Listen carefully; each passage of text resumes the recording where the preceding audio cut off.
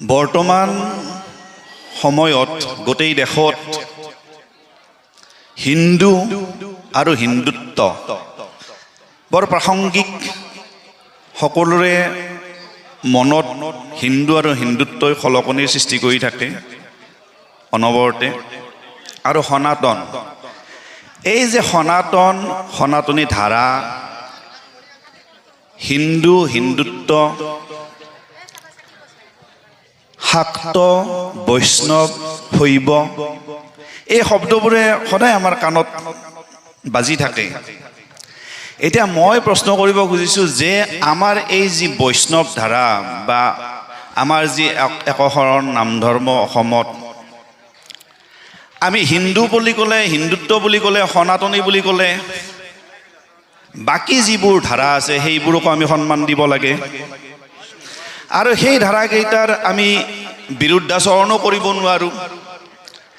এতিয়া আমাৰ এই যে বৈষ্ণৱ ধাৰা, আমাৰ একশৰ নাম ধৰ্ম, এই ধাৰাটোৱে হিন্দুত্বৰ বাকী ধাৰাকেইটাৰ লগত তিষ্ঠি থাকিব পাৰিবনে? বাকী ধাৰাকেইটাৰ লগত এই হিন্দুত্বই তিষ্ঠি থাকিব পাৰিবনে আমাৰ এই বৈষ্ণৱ ধাৰাটোৱে? এতিয়া আমি বৈষ্ণৱৰ লগত শাক্ত শৈৱ একাকাৰ কৰিম নেকি? আৰু যদি আমি একাকাৰ নকৰোঁ, তাৰ বিৰুদ্ধাচৰণ কৰিলে সনাতনৰ বিৰুদ্ধাচৰণ কৰা হ'ব নেকি? যদি আমি শাক্ত শৈৱৰ বিৰুদ্ধাচৰণ কৰোঁ, আমি সনাতনৰ বিৰোধী নেকি? এইটো অকণমান মোক বুজাই দিলে ভাল। কৃষ্ণ কৃষ্ণ।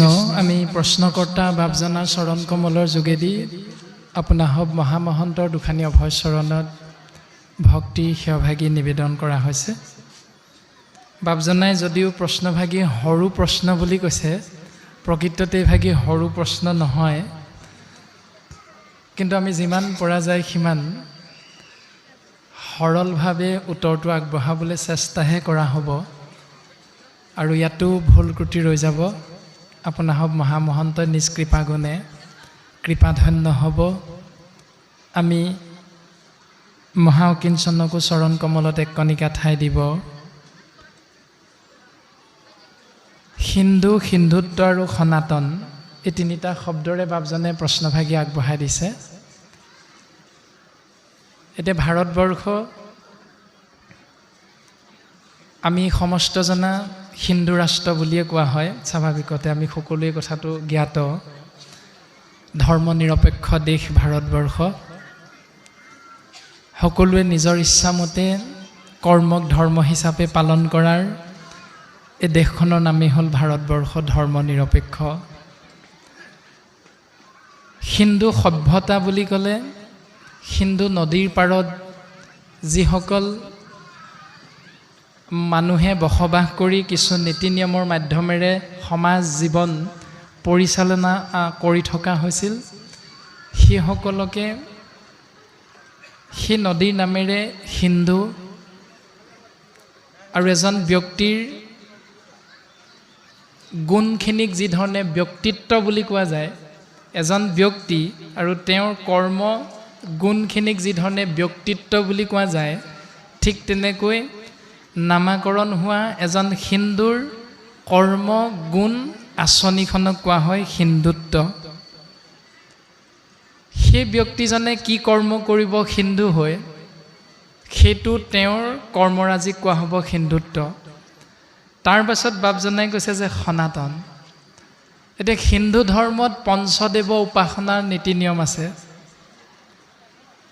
এক নম্বৰতে আপোনাৰ গাণপত্য মানে গণেশক উপা কৰা, তাৰ পাছতে সৌৰ মানে সূৰ্যক উপাসনা কৰা, শাক্ত মানে শক্তি পূজা কৰা, তাৰ পাছত শৈৱ মানে শিৱ উপাসনা, তাৰ পাছত বৈষ্ণৱ মানে বিষ্ণুক উপাসনা কৰা। গতিকে হিন্দু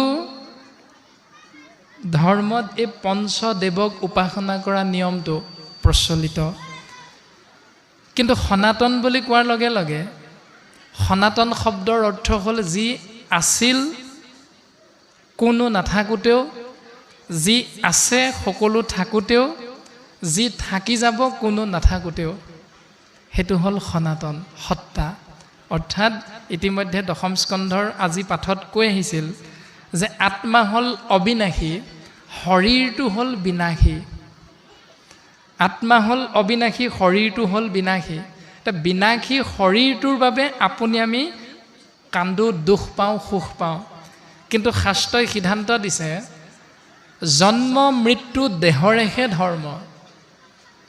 জন্ম মৃত্যু কেৱল দেহটোৰহে ধৰ্ম, জন্ম মৃত্যু আত্মাৰ ধৰ্ম নহয়। অৰ্থাৎ সনাতন বস্তুৱে কেতিয়াও জন্মও নহয়, তাৰ কেতিয়াও মৃত্যুও নহয়, সি হ'ল সনাতন। এতিয়া সনাতন এক ইখ তত্ত্ব বুলি কোৱা হৈছে, আৰু সেই সনাতন ইখ বস্তু সত্যক আশ্ৰয় কৰি জীৱই যেতিয়া চলি থাকিব, সংসাৰৰ নিয়ম পালন কৰি থাকিব, তেতিয়াহে জীৱৰ মুকুতি সম্ভৱ। বাকী হিন্দু, হিন্দুত্ব এইবিলাক যি শব্দৰ মাজত আমাৰ খেলি মেলি লাগি থাকে, এইবিলাকৰ দ্বাৰা জীৱ কেতিয়াও তৰিব নোৱাৰে। সেইকাৰণে ভাগৱতৰ প্ৰথম স্কন্ধত লিখিছে, কীৰ্তন গ্ৰন্থৰ প্ৰহ্লাদ চৰিত্ৰটো গুৰুজনাই লিখিছে, নালাগে ভক্তিত দেৱ দ্বিজ ঋষি শুইব, নালাগে সম্ভৃত শাস্ত্ৰ বিস্তৰ জানিব, তপ জপ তীৰ্থ ব্ৰত হবে বিড়ম্বন, কেৱল ভক্তিত তুষ্ট সুন্ত নাৰায়ণ। নাৰায়ণ মানে নাৰ যোগ অয়ন সমান নাৰায়ণ। নাৰ মানে হ'ল পানী, অয়ন মানে হ'ল শুই থকা। এতিয়া পানীত যি শয়ন কৰি থাকে তেওঁৰ নাম হ'ল নাৰায়ণ, আৰু সেইকাৰণে তেৰাক কোৱা হৈছে জলখাই নাৰায়ণ, মানে নিৰাকাৰ। নিৰ যোগ আকাৰ সমান নিৰাকাৰ। নিৰ মানে হ'ল পানী, আকাৰ মানে হ'ল অৱয়ব। যাৰ কোনো এটা আকাৰ নাই তেওঁকে কোৱা হৈছে নিৰাকাৰ। কিন্তু নিৰাকাৰ শব্দৰ অৰ্থ হ'ল নিশ্চিত আকাৰ, অৰ্থাৎ কিবা এটা শক্তিৰ পৰা প্ৰত্যেকটো বস্তুৰ উদ্ভৱ হৈছে।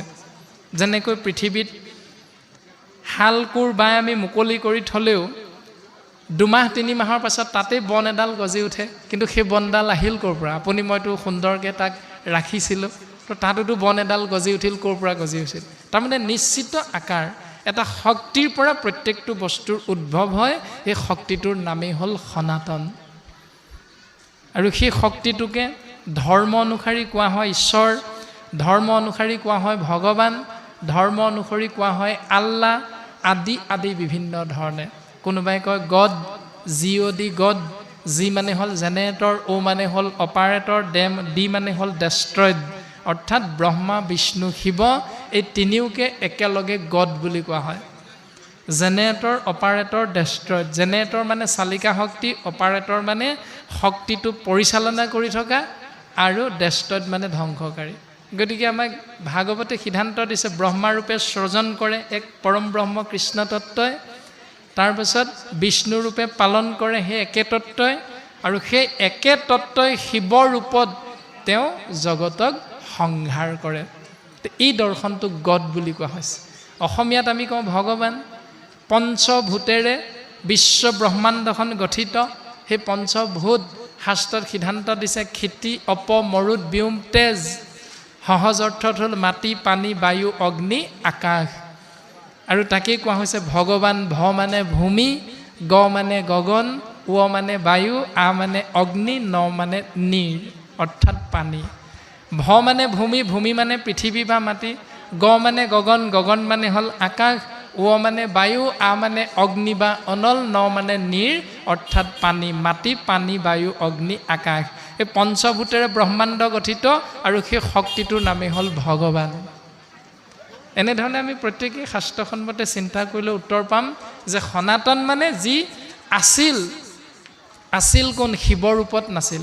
আছিল কোন? ইন্দ্ৰৰ ৰূপত নাছিল। আছিল কোন? সৰস্বতীৰ ৰূপত নাছিল। আছিল কেৱল নিৰ্গুণ নিৰাকাৰ কৃষ্ণ তত্ত্ব। এই কথাটো শাস্ত্ৰই আমাক সিদ্ধান্ত দিছে। আছিল কেৱল নিৰ্গুণ নিৰাকাৰ কৃষ্ণ তত্ত্ব। তেওঁ সৃষ্টিৰ শোভাবৰ্ধনৰ বাবে সগুণ সাকাৰ ৰূপ ধাৰণ কৰিছে শ্ৰীনাৰায়ণ, আৰু তাৰ পাছতে তেওঁ শৰীৰৰ পৰা প্ৰকৃতি পুৰুষ দুটা ৰূপ ধাৰণ কৰিছে, আৰু তাতে মহামায়া মহত্ব কুমাৰ এনেধৰণে সৃষ্টি বঢ়াই বঢ়াই গৈ আছে। তাৰপিছত সকলো আছে দেৱ দেৱতা 33 কোটি, তেতিয়াও কৃষ্ণ তত্ত্ব আছে। আৰু যেতিয়া সকলো দেৱ দেৱতা ব্ৰহ্মলোক পৰ্যন্ত মৃত্যুৰ নেৰাই খাদ, ভাগৱতে সিদ্ধান্ত দিছে। অৰ্থাৎ কোটি কোটি কল্পৰ অন্তত ব্ৰহ্মাৰো মৃত্যু হয়। মাত্ৰ মৃত্যুৰ সময়সীমাটো আমি বুজি নাপাওঁ, কাৰণ আপোনাৰ মোৰ জন্ম মৃত্যুৰ সময়সীমা হ'ল 100 বছৰ। শাস্ত্ৰই সিদ্ধান্ত দিছে 100 বছৰ। এতিয়া 100 বছৰ এদিনত, এদিন দুদিন তিনিদিন চাৰিদিনকৈ এবছৰত থাকে 365 দিন। 365 দিনে এবছৰ, দুবছৰ, 3 বছৰ, 4 বছৰ এনেকৈ আগবঢ়াই নিওঁতে আমাৰ বয়সটো হ'ল 100 বছৰ। আৰু 100 বছৰীয়া জীৱনটো এজন মনুষ্যৰ দেৱলোকত মাত্ৰ এদিন বুলিহে কোৱা হৈছে। মানে স্বৰ্গলোকত দেৱতাৰ মাত্ৰ এদিন, মনুষ্যৰ 100 বছৰত মৃত্যু হয় আৰু স্বৰ্গলোকত দেৱতাৰ মাত্ৰ এদিন। এনেকৈ স্বৰ্গৰ দেৱলোকত এদিন দুদিন তিনিদিন চাৰিদিনকৈ, মানে মনুষ্যত 100 বছৰত দেৱতাৰ এদিন, মনুষ্যৰ 200 বছৰ দেৱতাৰ দুদিন, মনুষ্যৰ 300 বছৰ দেৱতাৰ 3 দিন, মনুষ্যৰ 400 বছৰ দেৱতাৰ 4 দিন। এনেকৈ যেতিয়া দেৱতাৰ 100 বছৰ হ'ব, তেতিয়া এজন মনুৰ মাত্ৰ এদিন বুলি কোৱা হৈছে। এনেকৈ এজন মনুৰ জন্মৰ পৰা মৃত্যুৰ সময়ছোৱাত 100জন ইন্দ্ৰৰ মৃত্যু হ'ব লগা হয়। স্বৰ্গত 100জন দেৱতাৰ মৃত্যু হয়। ইন্দ্ৰ হিচাপে পদত যিসকলৰ জন্ম হয় সিমানজন দেৱতাৰ মৃত্যু হয়। এজন মনুৰ জীৱনকালটো ইমানেই দীঘলীয়া। এনেকৈ 1, 2, 3, 4, 14জন মনুৰ যেতিয়া মৃত্যু হয়, তেতিয়া ব্ৰহ্মলোকত ব্ৰহ্মাৰ মাত্ৰ চকুৰ এটা টিপ বুলিহে শাস্ত্ৰই সিদ্ধান্ত দিছে। গতিকে আপুনি মই ইমান এটা দীঘলীয়া পৰিক্ৰমাৰ কথা কেতিয়াও উপলব্ধি কৰিব নোৱাৰোঁ, অনুধাৱন কৰিব নোৱাৰোঁ। সেইকাৰণে আপোনাৰ মোৰ দৃষ্টিত প্ৰত্যেকটোৱে সঁচা যেন লাগে। কিন্তু গুৰুজনে এটাই সিদ্ধান্ত দিছে, সনাতন যিকোনো নাথাকোঁতো আছিল এক সত্তা পৰমাত্মা, যি আমাৰ শৰীৰটোত সোমাই থাকিলে আমি প্ৰত্যেকেই চিৰি বুলি উত্তৰটো দিওঁ। অৰ্থাৎ তালব্য স যোগ ৰ যোগ দীৰ্ঘই সমান চিৰি। কিন্তু এদিন আমি সেই চিৰি শব্দটো আঁতৰাই যেতিয়া সন্তানে চাৰ্টিফিকেটখনত দেউতাকৰ নামটো লিখিব লগা হয়, তেতিয়া নামটোৰ সন্মুখত চন্দ্ৰবিন্দু, স্বৰ্গীয়, প্ৰয়াত এই 3টা শব্দ ব্যৱহাৰ কৰোঁ নাই বাৰু? তো প্ৰশ্নটো হ'ল, শৰীৰটোৰ পৰা কি এনে শক্তি ওলাই গ'ল যাৰ বাবে আমি চিৰি শব্দটো কাটি দিব লগা হ'ল? সেই শক্তিটোৰ নামেই হ'ল পৰমাত্মা। তালব্য স মানে হ'ল 24টা তত্ত্বৰে গঠিত শৰীৰ, ৰ মানে হ'ল ৰমণ কৰা, আৰু দীৰ্ঘই মানে হ'ল পৰমাত্মা ইখ তত্ত্ব। সেই পৰমাত্মা দীৰ্ঘই ইখ তত্ত্ব নামৰ শক্তিটোৱে যেতিয়া শৰীৰটোত ৰমাৱন্ত মানে ৰমণ কৰি থাকে, ক্ৰিয়া কৰি থাকে, তেতিয়াই 24টা তত্ত্বৰে গঠিত এই শৰীৰটো আমি চিৰি শব্দ ব্ৰহ্মেৰে নামাকৰণ কৰোঁ। আৰু যেতিয়াই দীৰ্ঘই তত্ত্বৰ ৰমণ কৰিবলৈ এৰি ইয়াৰ পৰা গুচি যায়, তেতিয়া আমি সমস্তজনে সেই মানুহজনক মৃত বুলি ঘোষণা কৰোঁ, মানে বাপজন গ'লগৈ আৰু এই বুলি কওঁ। সেই শক্তিটোৰ নাম হ'ল সনাতন শক্তি। সি হিন্দু হওক, মুছলমান হওক, খ্ৰীষ্টিয়ান হওক, জৈন হওক, কোনো কথা নাই। ভক্তি কৰিবৰ বাবে আমি দেৱ দ্বিজ ঋষি হোৱাৰ কোনো প্ৰয়োজন নাই। শংকৰ গুৰুজনে সেই দৰ্শনটো সুন্দৰভাৱে দি থৈ গৈছে। তাকে আশ্ৰয় কৰিবলৈ ইচ্ছা নকৰি আমি বিভিন্ন ধৰণে ধৰ্মৰ সংঘাত আনো। গতিকে বাপজনাই যি কথাটো সুধিলে, আমি এনেধৰণে প্ৰশ্নৰ উত্তৰভাগি অকণমান আগবঢ়াই দিবলৈ মাত্ৰ চেষ্টাহে কৰা হৈছে, প্ৰয়াসহে কৰা হৈছে। এইটোৱে যে একেবাৰে সেই সিদ্ধান্ত এই বুলি নাভাবি আপোনাৰ হবেও চিন্তা কৰি তাৰ উত্তৰ উলিয়াবৰ বাবে যৎপৰো নাস্তি চেষ্টা কৰিব। আমি সবাৰো শ্ৰীচৰণত ভক্তিৰ সেৱাভাগি নিবেদন কৰা হৈছে। কৃষ্ণ।